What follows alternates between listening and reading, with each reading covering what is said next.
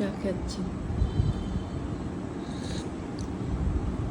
প্রতিদিন এক কাপ দুধ চা আমাকে খেতেই হয়।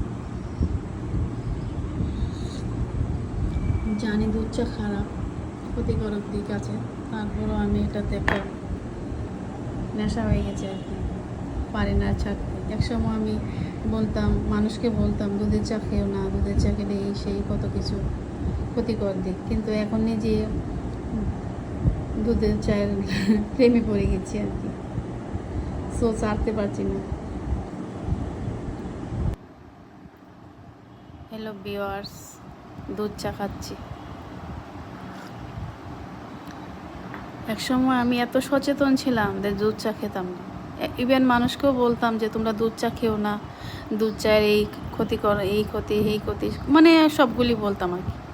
এখন আমি নিজেই দুধ চায়ের প্রেমে পড়ে গেলাম আর কি, ছাড়তে পারছি না। প্রতিদিনই আমার এক কাপ দুধ চা খেতে হয় এবং গরুর দুধ দিয়ে খেতে হয়। আমি আবার পাউডার মিল্ক দিয়ে চা খেতে পছন্দ করি না। যখনই আমার দুধ আসে, একটা লোক আছে দুধ দিয়ে যায়, দুধ দেওয়া যাওয়ার পরে আমি গরুর দুধ দিয়ে চাটি করি, বানিয়ে খাই। সো কি বলবো, নিজেই নিজের ক্ষতি করছি আর কি।